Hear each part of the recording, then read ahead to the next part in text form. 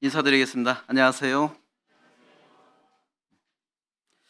오늘은 마가복음 14장 43절로 52절을 통해서 역설적인 신앙의 모습이라는 주제로 함께 교훈을 나누길 원합니다. 본문 펴시겠습니다. 마가복음 14장입니다.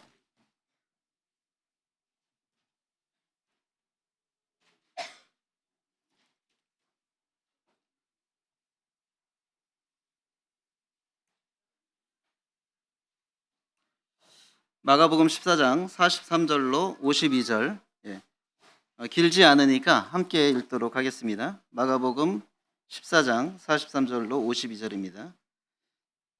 시작. 예수께서 말씀하실 때에 곧 12 중에 하나인 유다가 왔는데 대제사장들과 서기관들과 장로들에게서 파송된 무리가 검과 몽치를 가지고 그와 함께 하였더라. 예수를 파는 자가 이미 그들과 군호를 짜 이르되 내가 입맞추는 자가 그이니 그를 잡아 단단히 끌어가라 하였는지라.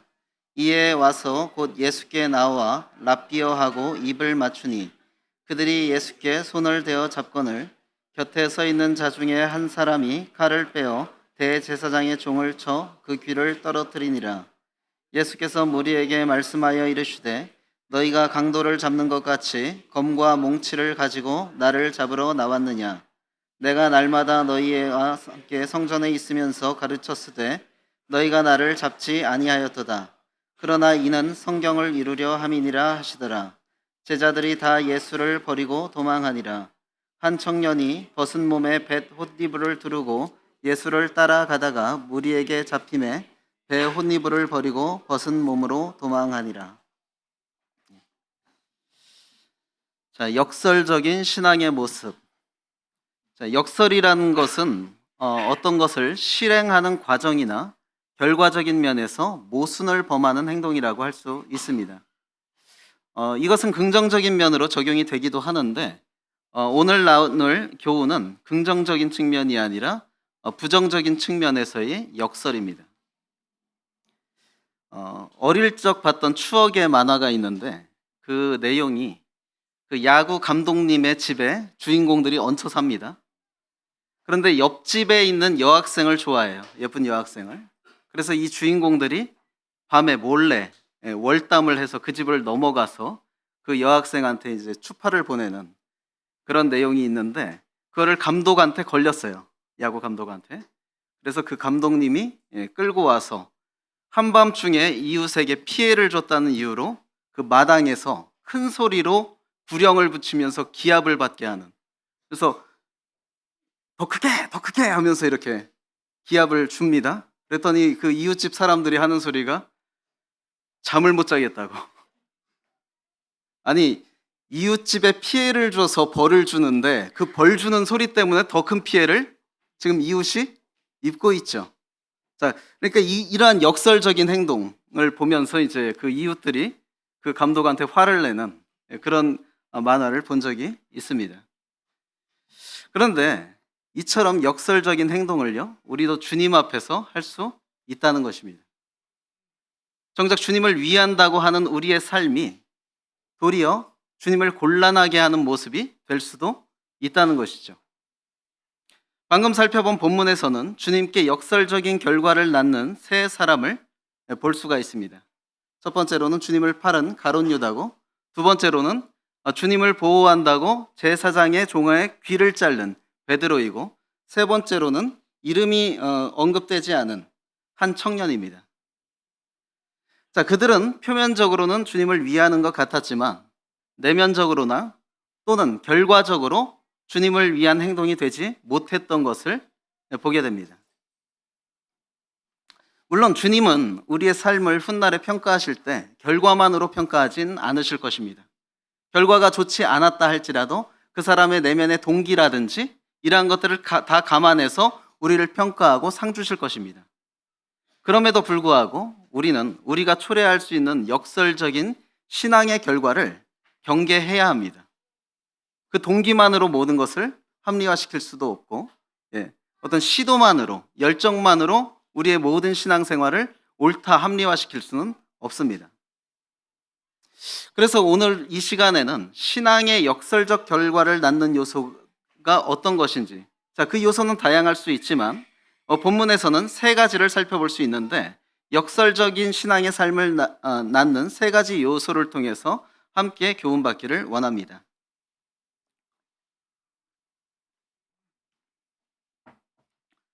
자, 첫 번째로는 우리의 신앙의 역설적인 삶, 완악함에서 비롯된 역설적인 신앙의 삶을 우리가 살 수가 있다는 것입니다.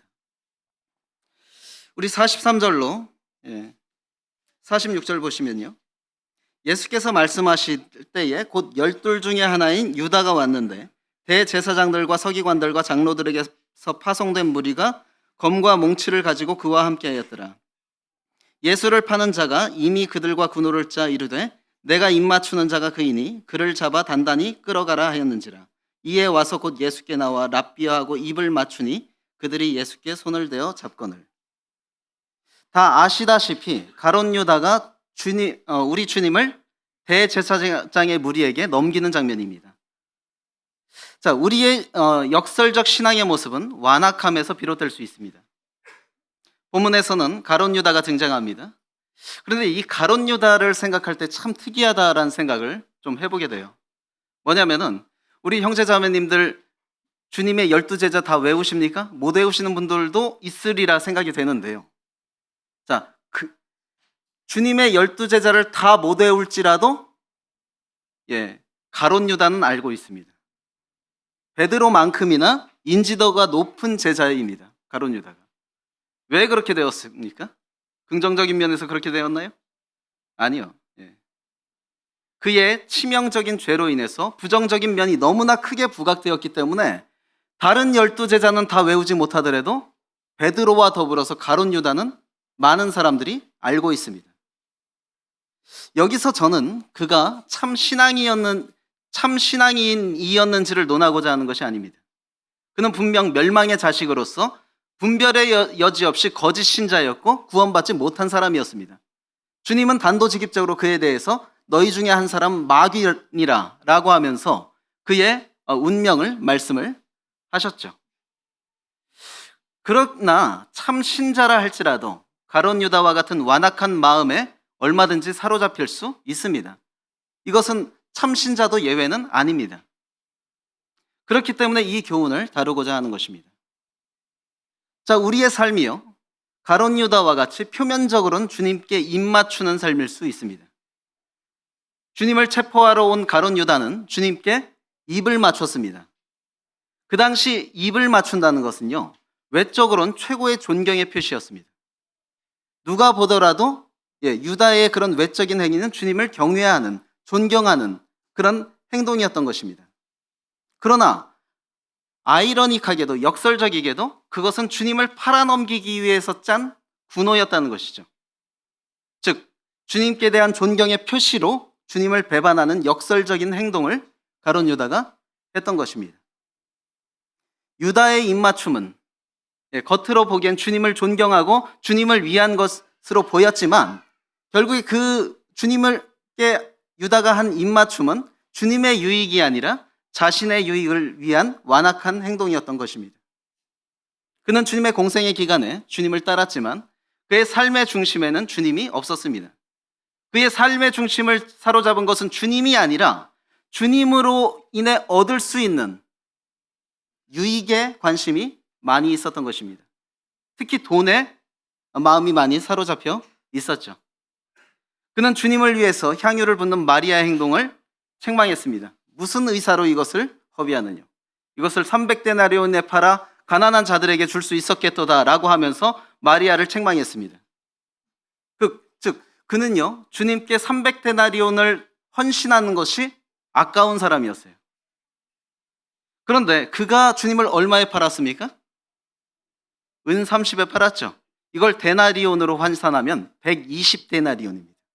그러니까 그 300데나리온을 주님께 헌신하는 것이 아까웠어요.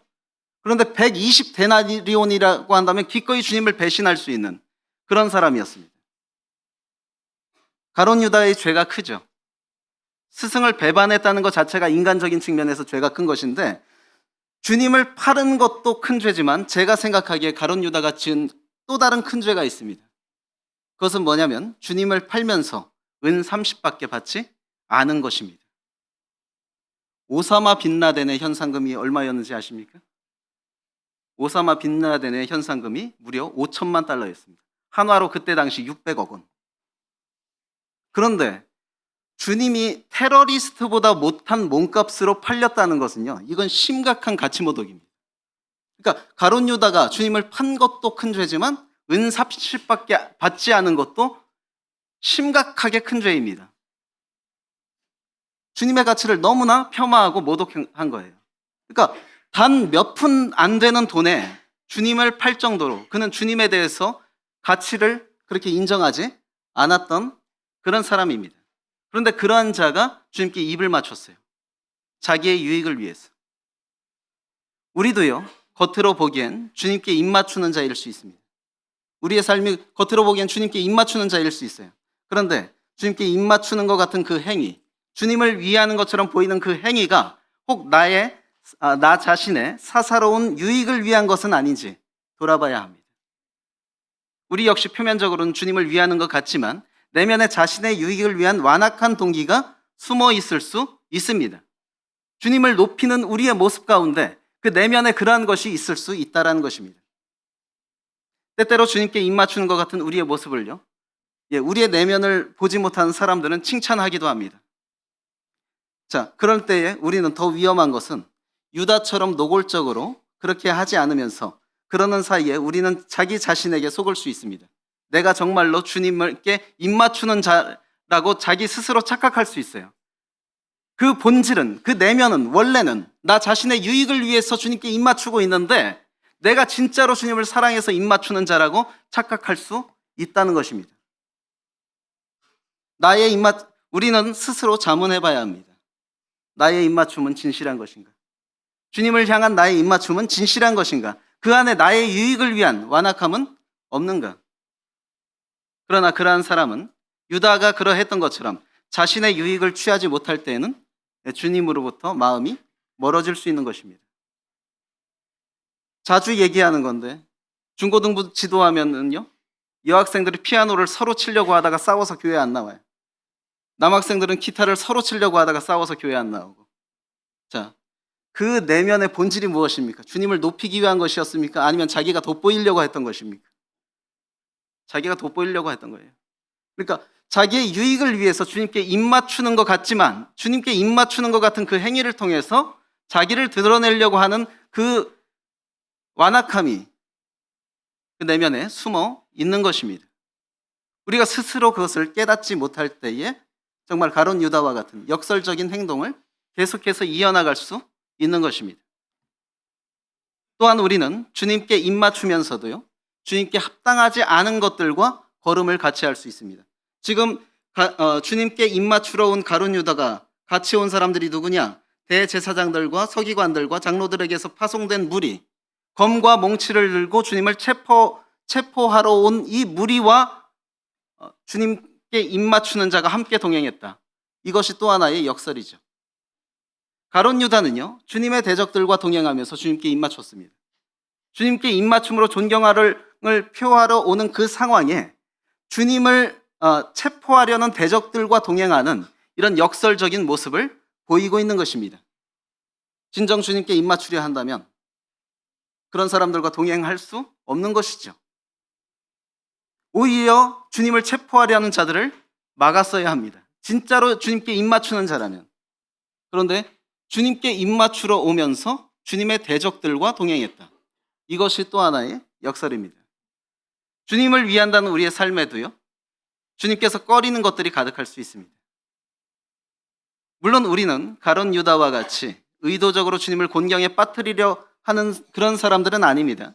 그럼에도 지나칠 수 없는 것은요, 표면적으로는 주님께 입을 맞추는 것 같지만, 표면적으로는 예배드리는 자인 것 같지만 주님이 기뻐하지 않는 증오, 음탕함, 탐욕, 거짓이 우리 내면에 가득할 수 있습니다. 더 큰 문제는 이러한 것에 우리가 둔감해질 수 있다는 것입니다. 주님을 예배하는 자로서 만족하면서 정작 주님께서 꺼려 하시는 것이 예배자인 나의 내면에 가득한 것에 대해서 그렇게 대수롭지 않게 여기는 그런 위험한 상황에 있을 수 있다는 것입니다. 주님은요, 마태복음 5장 23절에서 24절에서 뭐라고 말씀하십니까?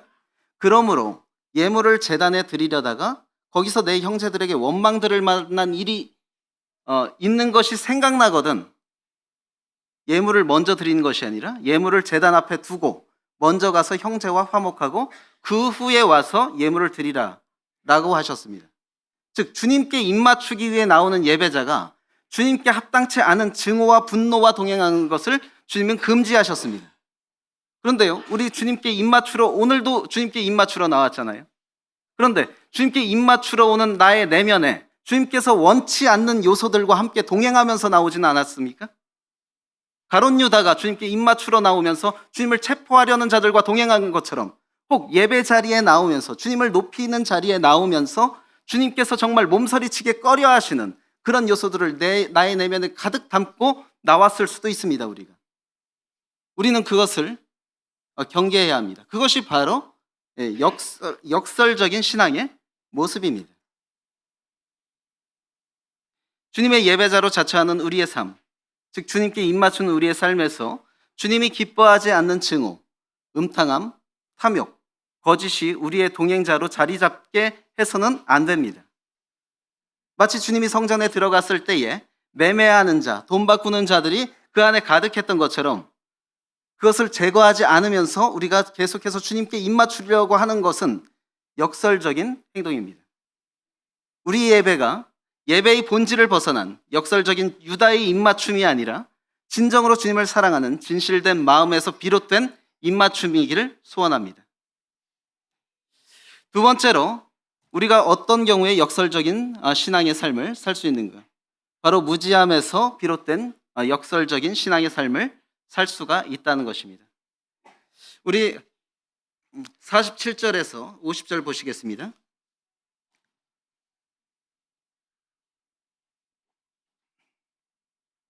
곁에 서 있는 자 중에 한 사람이 칼을 빼어 대제사장의 종을 쳐 그 귀를 떨어뜨리니라.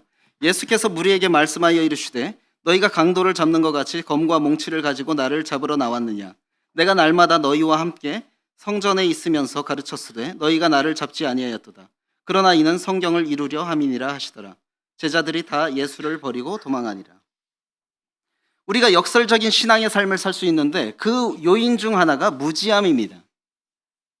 무지는 권장할 일도 칭찬할 일도 아닙니다. 모르는 게 어떤 경우는 죄라고 할 수는 없지만 그렇다고 권장할 것도 아니라는 것입니다.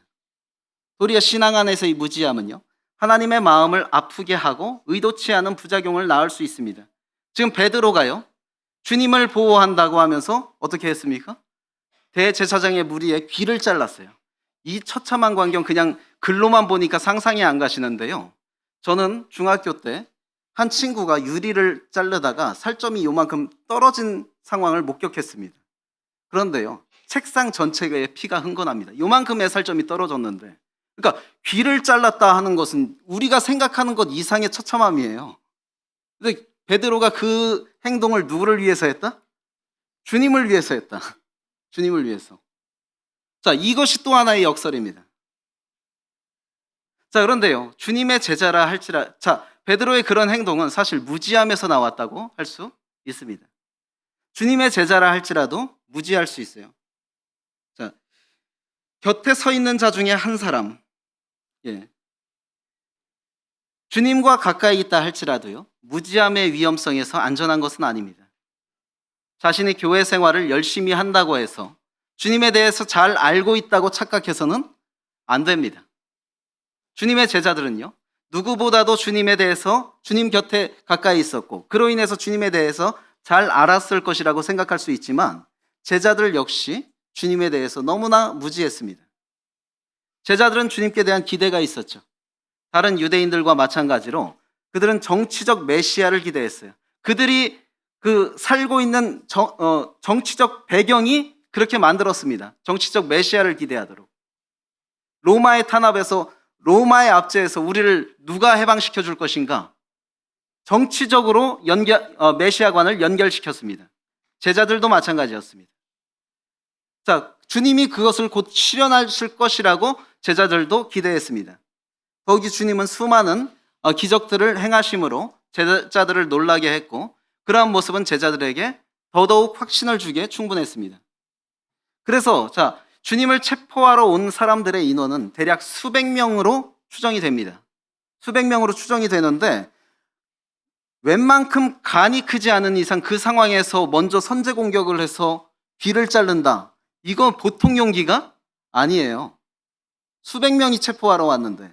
그런데 그렇게 담대하게 할 수 있었던 이유가, 그들은 왕이신 주님께서, 기적을 일으키신 주님께서 결코 체포당하는 일은 없을 것이라고 생각했기 때문에 그렇게 담대하게 행동할 수 있었던 것이죠. 그러나 주님은 그들의 기대와 달리 정치적 메시아의 행보를 전혀 걷지 않으셨습니다.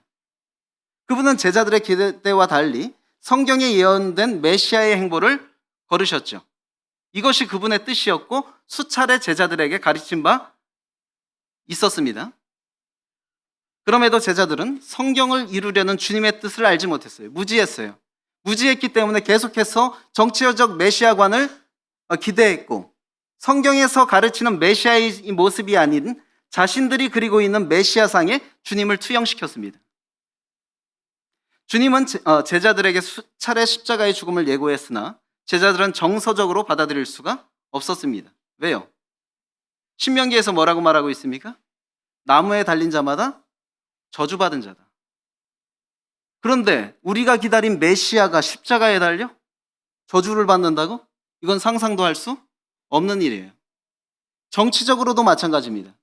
십자가형은요, 로마의 경고성 처형입니다. 경고성 처형. 우리한테 대들면 이렇게 된다라고 하는 경고성 처형이기 때문에 전혀 인권이 보장되지 않는 그런 처형이었습니다. 발가벗긴 채로 그냥 공개해 놓는, 그렇게 해서 질식사시키는 그러한 끔찍한 처형이었습니다. 그런데 우리가 메시아로 기다린 분이 그런 십자가에 달린다? 제자들 정서적으로 받아들일 수 없었습니다.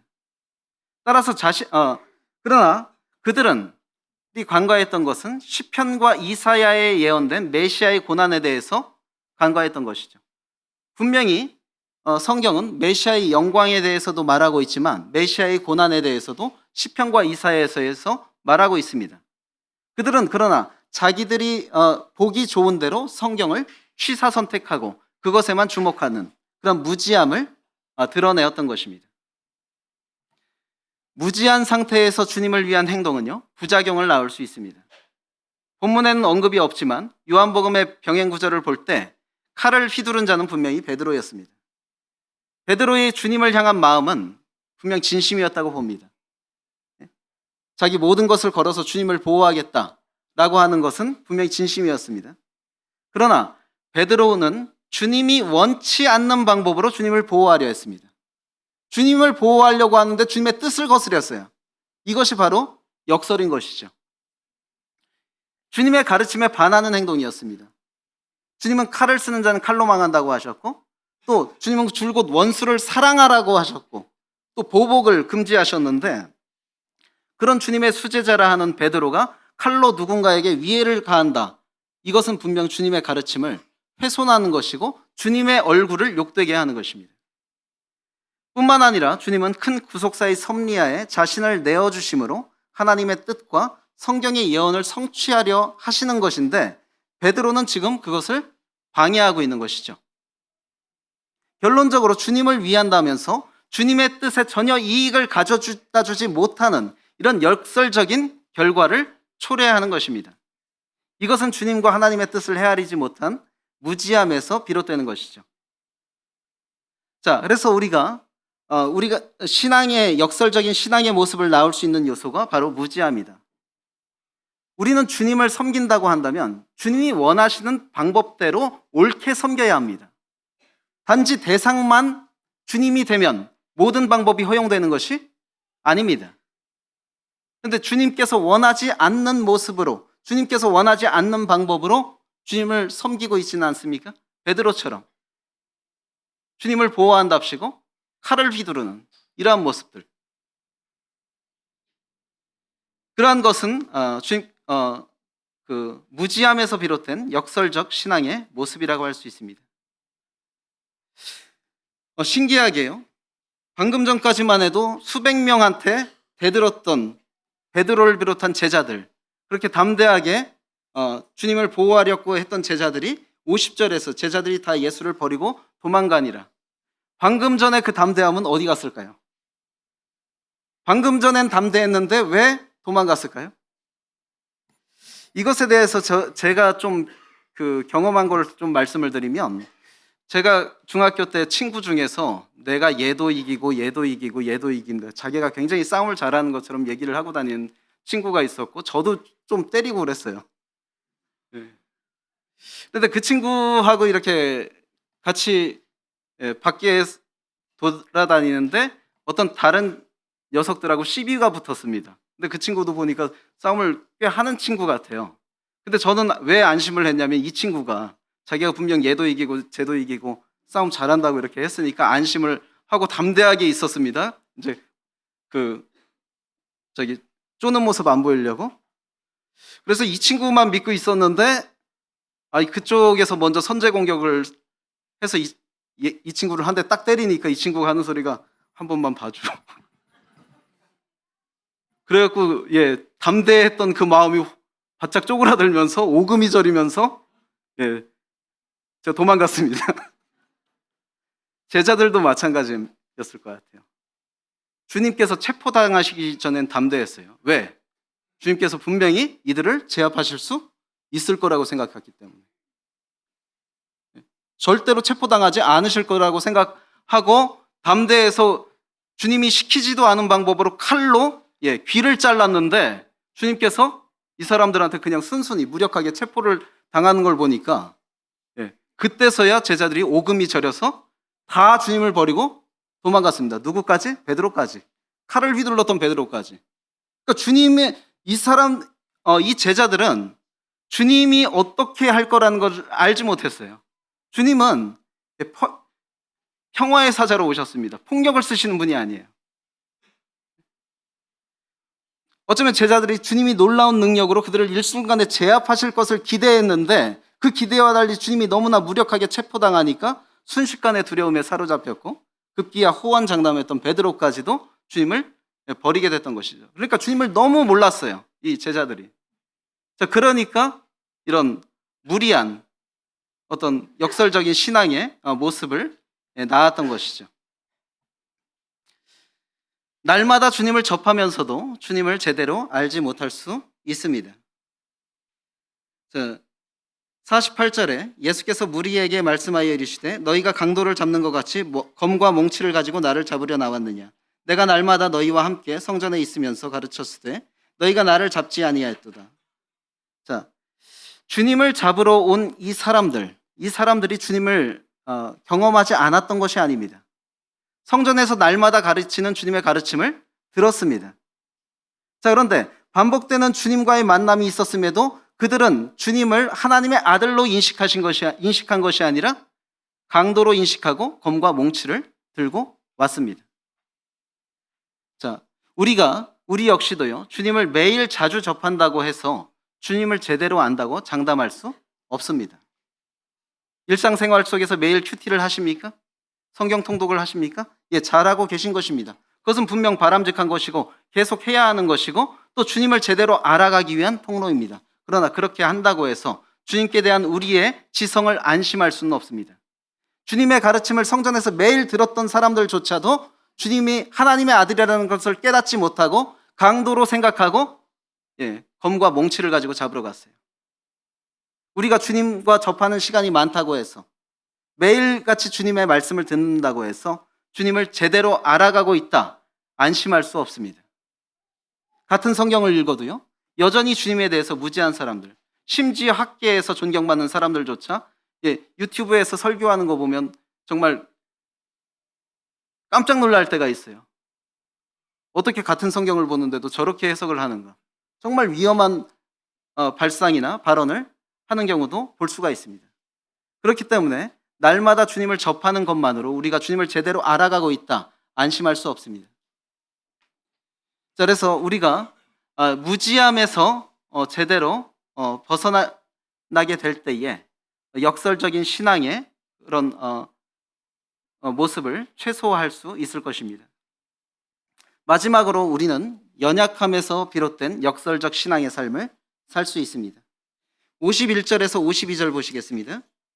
한 청년이 벗은 몸에 홑이불을 두르고 예수를 따라가다가 무리에게 잡히매 벳 홑이불을 버리고 벗은 몸으로 도망하니라. 여기에 이름이 등장하지 않는, 이름이 거론되지 않는 한 청년이 등장합니다. 자, 우리의 역설적인 신앙의 삶을 초래하는 또 하나의 요소는 연약함이라고 생각하는데, 본문 후반에 등장하는 배 홑이불을 두른 청년은 전통적으로 마가복음의 저자인 마가로 분별하고 있습니다. 마가는 최후의 만찬 때에 다락방을 제공했던 인물입니다. 그러니까 최후의 만찬의 장소가 마가의 집이었습니다. 그러면 정황을 유추해 보면 가롯 유다는 최후의 만찬 중에 중간에 나가죠. 중간에 나가서 그들이 주님을 체포하러 군병들과 오는데, 처음에 주님을 체포하러 간 곳이 겟세마네 동산이 아니라 마가의 다락방으로 추정이 됩니다. 마가의 다락방으로 주님을 체포하러 왔는데, 그때는 이제 주님의 만찬이 다 끝나고 주님과 제자들은 겟세마네 동산으로 갔고, 마가는 아마도 집에서 잠을 자고 있었을 것으로 보입니다. 그런데 가롯 유다가 체포하러 왔을 때에 주님과 제자들이 이미 기도하러 갔어요. 그랬더니 가롯 유다도 주님이 기도하신 장소를 알고 있으니까 군병들을 데리고 그쪽으로 갔던 것이죠. 자, 이때에 마가가 다급해서 자다가 말고 벗은 몸에 홑이불만 걸치고 주님께 이 사실을 알리러 갔는데, 그 와중에 먼저 군병들이 도착해서 주님을 체포를 했던 것입니다. 자, 그래서 이미 주님은 체포되었고 마가는 벗은 몸에 홑이불만을 두른 채 주님을 쫓아갔는데요. 참 이런 마가의 열정은 귀하지 않습니까? 주님께 대한 이런 마가의 열정은 참 아름답게 보입니다. 벗은 몸에 홑이불을 두르고 나올 만큼의 마가의 열정, 칭찬할 만하죠. 그런데요, 연약함을 동반한 열정이 때때로 역설적인 신앙의 결과를 낳을 수 있다는 것입니다. 자, 마가는 진정 주님을 사랑했고 주님을 도우려 했습니다. 주님을 향한 열정은 결코 잘못된 것이 아닙니다. 오히려 열정이 없는 것이 문제일 수 있죠. 그러나 우리는 그 열정에 속지 말아야 합니다. 그 열정이 마치 우리의 충성도를 대변하는 것처럼 그렇게 생각할 수 있습니다. 그러나 열정이 있다 해서 그것을 충성도의 척도로 볼 수는 없습니다. 제가 이렇게 그 주변 기독교인들을 보면요, 그 일반인들한테 간증을 흐리는 그 기독교인들이 조용한 기독교인들이 아니더라고요. 열정이 있는 기독교인들이 주변에 간증을 흐립니다. 그 열정으로 인해서. 자, 열정이 연약을 극복하지 못할 수도 있습니다. 우리에게 있는 열정은 좋은 것입니다. 그러나 그 열정을 우리 스스로 과신해서는 안 됩니다. 때때로 열정이 있다 하여 일을 시작하는데 자신의 연약을 극복하지 못하여 아니함만 못한 일이 될 수도 있습니다. 마가는 주님을 벗은 몸으로 쫓아갈 만큼 열정이 있었습니다. 그러나 결정적인 순간에 주변 사람들이 그를 잡았을 때 그의 연약의 한계를 극복하지 못하고 겉옷을 빼앗긴 채 알몸으로 도망을 갔던 것입니다. 만일 그 모습을 주님이 봤다고 한번 생각해 보세요. 나를 쫓아오던 마가가 사람들에게 붙잡히니까 겉옷을 뺏긴 채로 알몸으로 도망가는 모습을 주님이 봤다고 생각해 보세요. 주님의 심정이 어떻겠습니까? 그래도 위로를 받을까요? 그 마가의 모습을 통해서? 제가 보기엔 굉장히 슬펐을 것 같아요. 일단 주님 이제 당하게 될 십자가의 두려움으로 고통스러웠고 사랑했던 제자들의 배신으로 인해 고통스러웠는데 마가까지도 쫓아오다가 잡히니까 벗은 몸으로 도망가는 걸 보면서 그 슬픔이 가중됐을 것 같습니다. 차라리 어쩌면 홑이불을 버리고 도망가는 마가의 모습은 차라리 주님께 보이지 않는 게 그나마 주님께 인간적으로 나았을 수 있었겠다라는 생각을 해보게 됩니다. 마가는요, 근데 바울과의 전도 여행에서도 유사한 행적을 보이죠. 마가가 바울의 1차 전도 여행 때에 수종자로 동역합니다. 그런데 밤빌리아에서 중도 하차해서 돌아오죠. 그의 연약을 비슷하게 드러냅니다. 바울과의 전도 여행에서도. 자, 이것은요, 동역자들의 사기를 떨어뜨렸습니다. 우선. 그리고 두 유능한 전도자의 동역을 분열시켰죠. 바나바와 바울이 얼마나 동역을 잘했어요. 얼마나 환상의 콤비였습니까? 그런데 누구 때문에 갈라섰습니까? 이 마가 때문에 갈라섰어요. 두 동역자를 분열시키는 결과를 낳았습니다. 그 연약함으로 인해서. 수종자로 조력하려고 했지만 연약한 그의 조력은 결과적으로 그의 사역을 아니함만 못한 일이 되게 하는 역설적인 결과를 낳았던 것입니다. 때때로 열정이 있으되 연약함과 더불어진 열정은요, 역설적인 결과를 낳습니다. 우리가 기억해야 하는 것은요, 연약을 극복하지 못한 열정이 이렇게 될 수 있다는 것입니다. 부끄러움을 남길 수 있다는 것입니다. 우리는 열정만으로 모든 것을 합리화시킬 수 없습니다. 주님은 일상에서의 열정보다 결정적인 순간에 희생을 필요로 하십니다. 별로 드러나지 않았다가 결정적인 순간에 희생을 드러낸 사람이 아리마대 요셉입니다. 아리마대 요셉. 주님이 잘 나갈 때는 별로 그의 행적이 나타나지 않아요. 그런데 주님이 죽었을 때, 십자가에서 죽었을 때에 다 주님을 버리고 도망간 그 상황에서 아리마대 요셉이 주님의 장례를 치러줬습니다. 어쩌면 주님의 바라는 그 일꾼의 상은 이런 게 아닌가 싶어요. 평소에 막 열정 있게 이렇게 막 무언가를 보이는 그런 사람이라기보다는 결정적인 순간에 자신의 희생을 마다하지 않는 그런 사람을 더 필요로 한다고 보여집니다. 마가는 평소에 주님을 잘 열정적으로 섬겼어요. 근데 주님이 잡혀가던 그 순간에 겉옷을 버리고 알몸으로 도망갔습니다. 그래서 이러한 연약함이 때때로 역설적인 신앙의 결과를 낳는다라는 것입니다. 열정만으로 시작했던 일이 결정적인 순간에 아무 도움도 되지 못하고 도리어 다른 이들의 사기를 떨어뜨리는 결과를 초래한다면 그 열정을 칭찬만 할 수 있는가 하는 것입니다. 물론 우리는요, 연약한 자를 받고 비판하지 않으며 그 손을 붙들어 주어야 합니다. 그러나 그러한 교훈은 나 스스로 적용해서 나 자신의 연약을 합리화시키라고 주신 것이 아닙니다. 나에게 연약한 면이 있다면 그것을 인정한 것에서 그치는 것이 아니라 주님께 기도하면서 그것을 극복하려고 노력해야 할 것입니다. 그렇게 될 때에 우리는 선한 의도와 열정으로 시작한 일이 우리의 연약으로 인한 신앙적의 역설적 결과를 낳는 것을 피할 수 있습니다. 교훈을 정리하면 첫째 우리는 완악함을 버려야 신앙의 역설적 결과를 피할 수 있다는 것입니다. 표면적으로 주님을 위하는 것 같지만 나의 내면의 동기나 완악함으로 인해 주님을 위한다는 그 행동이 도리어 주님과 주님의 몸된 교회를 해롭게 하는 역설적 결과를 낳을 수 있다는 것을 가룟 유다를 통해서 생각해 봐야 합니다. 그러기 위해서는 늘 주님 앞에서 순수한 초심을 유지하려 노력해야 하고 자신을 주님 앞에서 정직하게 살피는 것이 중요합니다. 두 번째로 주님을 올바로 알 때에 신앙의 역설적인 결과를 피할 수 있습니다.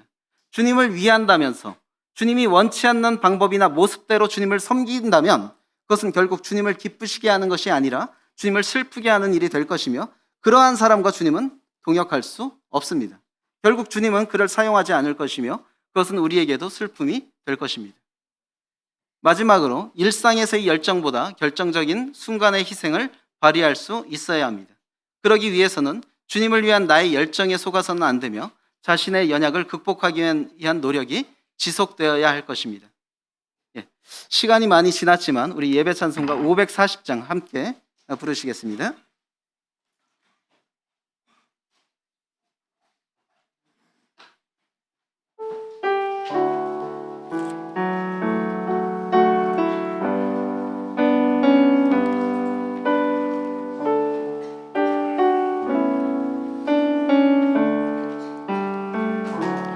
빛이 없어도 환하게 다가오시는 주 예수 나의 당신이여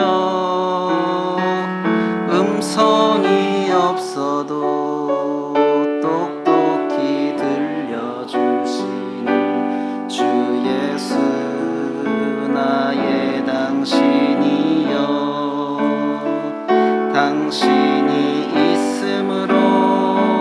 나도 있고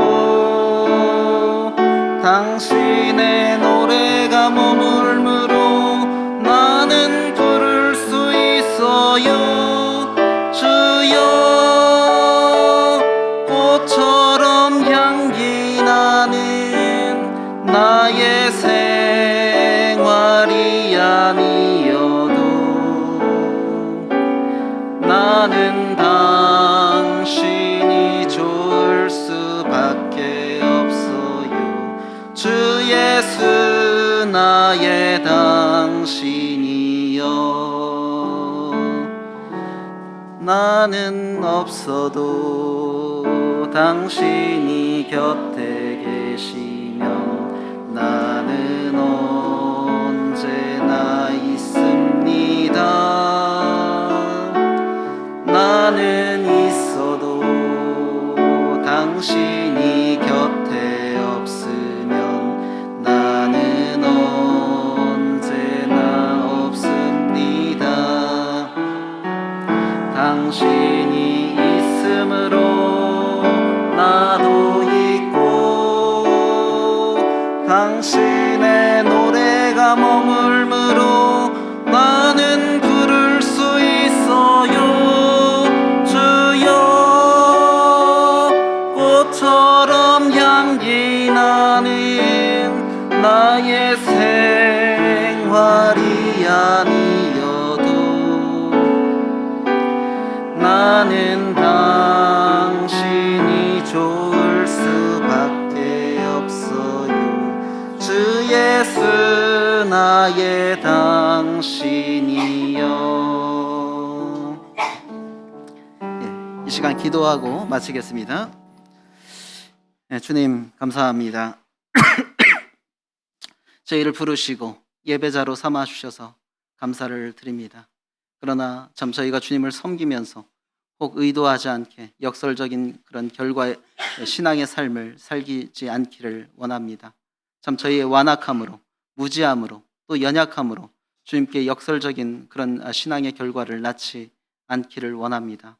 참 주님께 입 맞추는 것 같지만 주님을 위해서가 아니라 자신을 위해 주님께 입 맞춰줬던 유다와 같이 되지 않기를 원합니다.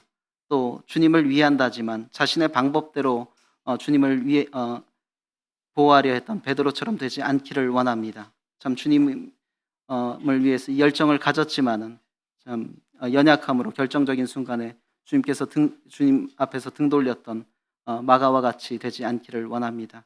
저희가 참 순수한 마음과 또 주님을 올바로 아는 지식과 또 연약을 극복한 그런 열정을 통해서 주님을 올바로 섬기기를 원합니다. 앞으로 저희의 삶을 그렇게 인도해 주길 원하올 때 주 예수님 이름으로 기도했습니다.